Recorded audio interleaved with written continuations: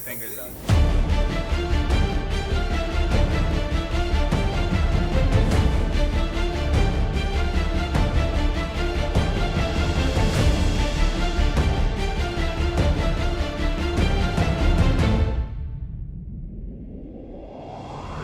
Dímelo mi gente, what up? It's Gus from Gus Villa Jewelry. In this video, we're gonna be showing you guys how we make the world's most expensive Cuban link chain. It's 2.3 kilos of pure 24 karat gold. I'm gonna show you guys how we do the entire process from fine grain into a full-blown chain. Now, we of course had a lot of obstacles. We had to be very careful not to lose the littlest of grams because that ends up being thousands of dollars in the bottom end. In addition to that, metal is very, very soft. So we again had to be very careful. We don't skip a process or cut any corners, forcing us to start over. And then again, loss is a big enemy. Stick around to the end. The chain came out absolutely beautiful and I can't wait to show you guys. Here we go.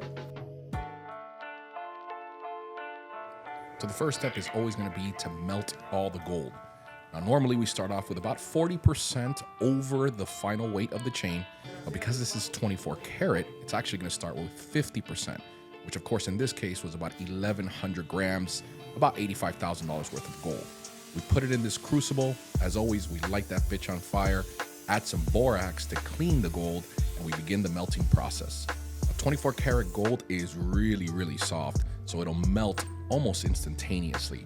Once we melt it down and it looks like liquid gold soup, we add a little bit more borax, we add a little bit more gold, and get to the final weight that's desired.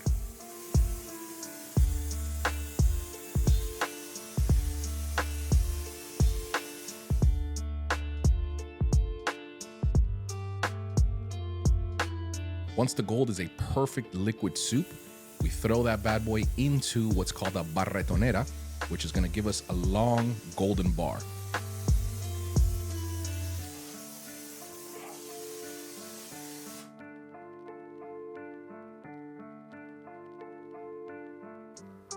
We let that bad boy cool down, and then we're going to take it out, and that's actually what's going to make the pre-wire.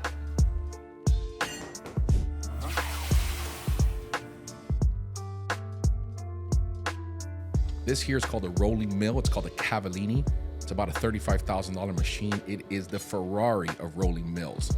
It'll process about 15 kilos per 5 minutes. It's an absolute monster.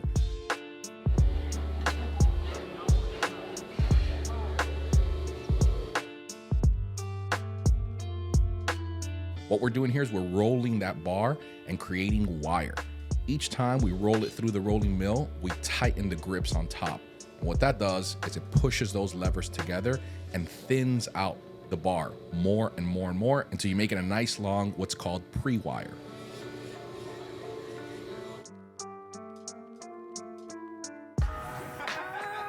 Now the beauty of jewelry, annealing. Annealing is done just about in every single step.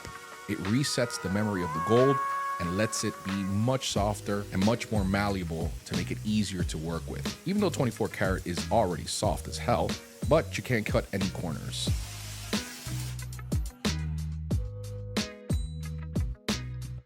Once it's glowing hot, it's ready to go.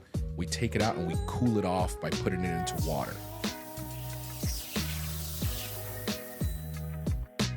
Now, once again, we have the pre-wire. The pre-wire is still squared and it needs to be round to be able to make the links. So we run them through what's called draw plates. These draw plates are already rounded out, and we run it through these individual holes using a stretch bench.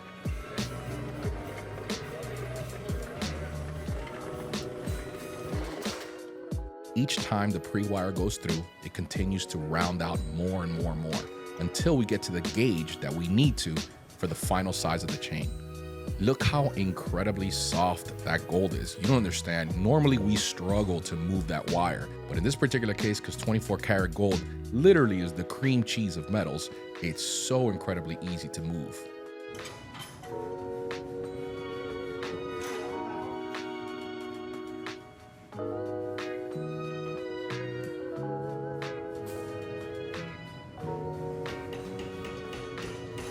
Now we run it through the draw plate once again, and we're gonna wrap it around what's called a mandrel. That mandrel is the secret sauce. That gives us the competitive edge over our competitors. Ultimately, what it does is it dictates the spacing between the links. That mandrel, we never actually show how we make it. That mandrel is the perfect size. So we're gonna wrap that wire around and give it the perfect spacing.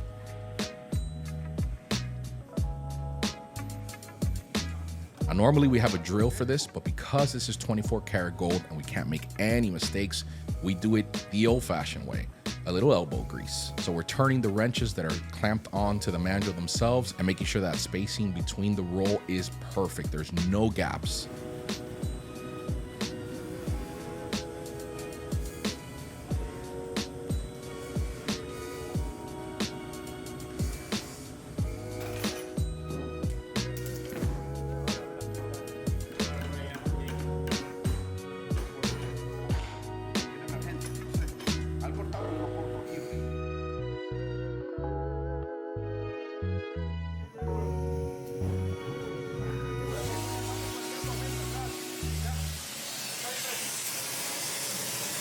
Once that wire is wrapped up around the mandrel, once again, we anneal, bringing it up to boiling hot red, and then we're gonna put it in some wax. That wax is gonna allow the mandrel, which is inside the actual links, to slide right off using this drawbench.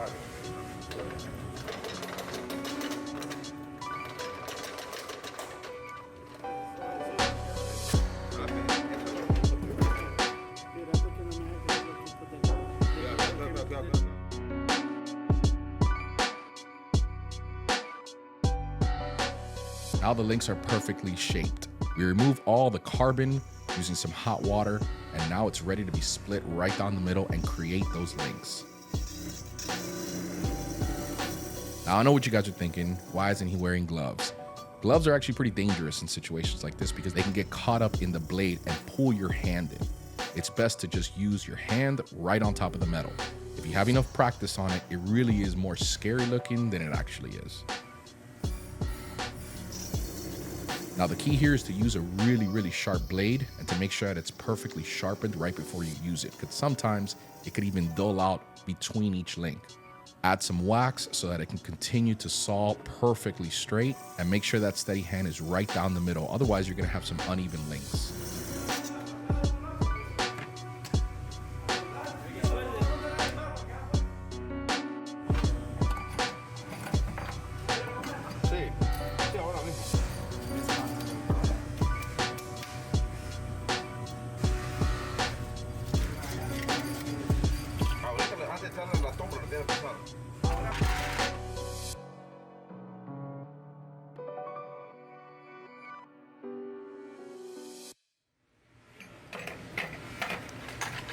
Once they're cut, we grab them and we're gonna clean them up. We're gonna throw them into what's called a tumbler, and that tumbler is gonna clean them and make them look nice and shiny.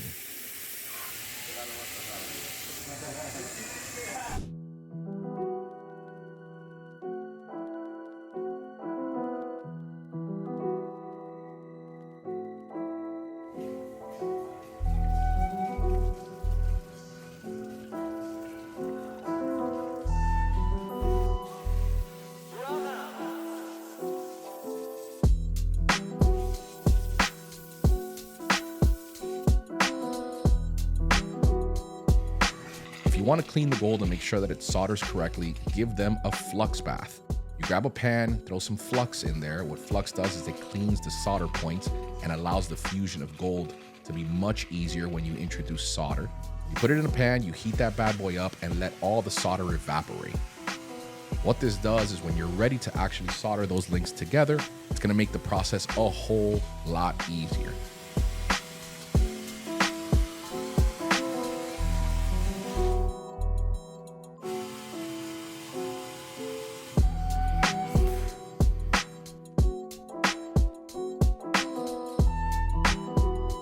Now that they have solder all over them, we're gonna assemble those bad boys together.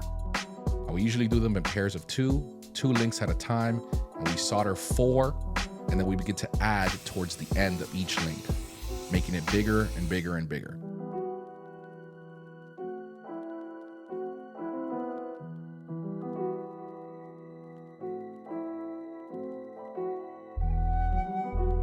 So here you see the pair that we've added 2 end links.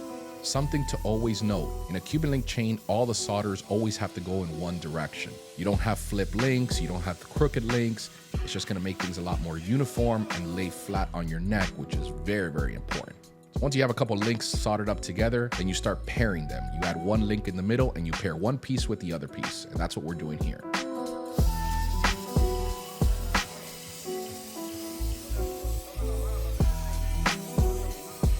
Now all you gotta do is just pair the two biggest pieces together and you have the actual chain. This is the middle link that's gonna join the whole entire thing. As you see, the length is what's desired by the customer. And now we're just about ready to start turning it.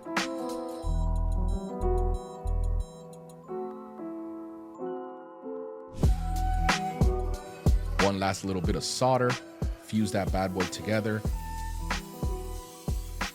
You'll probably see that these last links on the end look really, really ugly, but that's okay. We don't use those. Those are just used to turn the chain.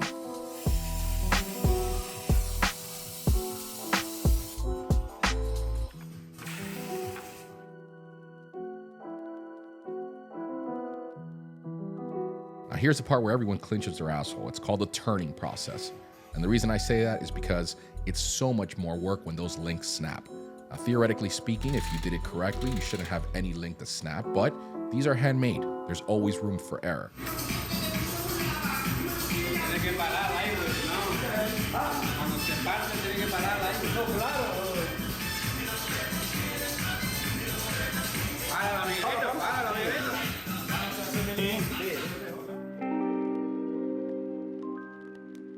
Good part about 24 karat is that it's so incredibly soft, so it worked the very, very first time. Now we turn it to a certain point that we like, but the last little bit of adjustment we like to do by hand. And the reason why is if we continue doing it with the machine, it's going to space out the links too much. And we like those really, really tight links. So we do it manually.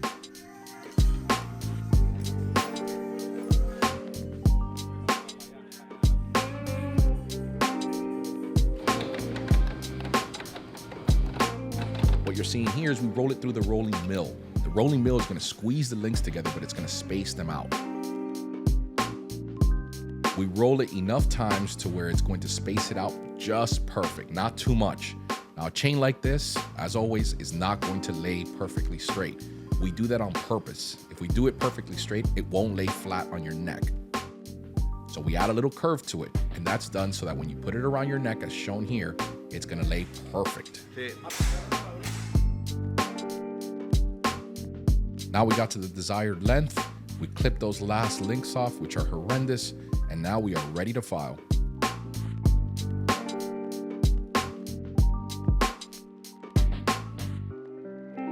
What we're doing here is adding the raw links onto the board. We're melting the shellac, which is a version of bug poop. Some people say it is, some people say it isn't, whatever, it doesn't matter, but it acts like a wax. You melt it, it falls right over the links, and it attaches it to the board.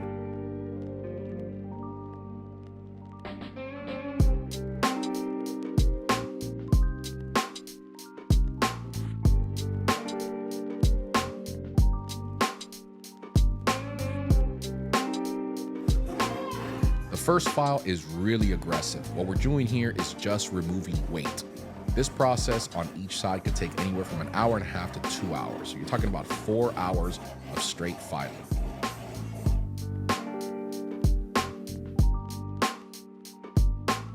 Every about 10 or 15 minutes of removing weight, we collect all the dust we can and we weigh it. This lets us know how we're doing and how we're going to get to that final weight, which is desired and told to us by the customer.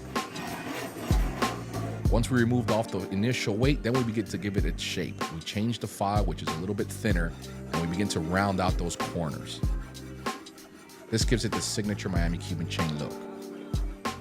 When it's still attached to the board, we're going to run it through the buffer, and this is going to remove all the little scratches that it has. Now, this is 24 karat gold, guys. I know a lot of people think that it's going to shine, but it looks very, very raw. It's almost impossible to give it that shine. To give it the typical gold look that you would regularly see, people add alloy, and that retains its shine more. But when it's in 24 karat, you'll almost see it look dull.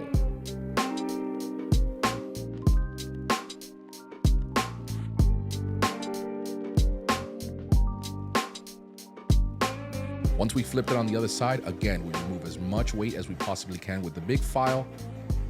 Then we give it the shape. And this last piece here is called the sanding. It just makes everything much easier when you begin to buff it because it's removed all the initial scratches.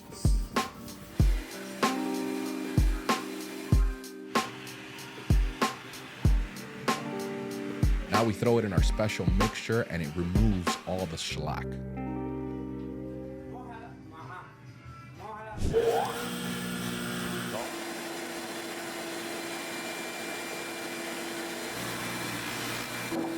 Once it's ready to go, it is ready for final polish. Now in this particular case, normally we would hand make the lock, but this customer actually wanted an infinity chain, so we just joined it all together and he was gonna slide it right over his head. There's two buffing wheels. The first one is this yellow one. This one removes most of the scratches between the links, and then there's a white one that gives it its final look. That usually shines it. But again, this is 24 karat gold, so you can't go too hard on it. Each time you buff it, you begin to lose material. Once we're done with the yellow buffing wheel, we weigh it out. We see that we're right on point. And this one is something that we rarely do, but in particular cases like when it's 24 karat gold, you have to go very softly. It's a buffing wheel that absolutely eats up everything in its path, so you have to touch it almost like touching a hot girlfriend. In other words, it's barely there. And what it does is it removes all the little imperfections between the links from the solder. Finally, the white buffing wheel gives it the shine, and then we remove all the polishing paste on this ultrasonic.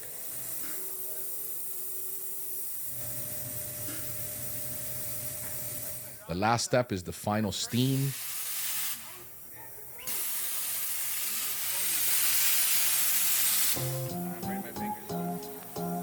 And voila, look at this bad boy.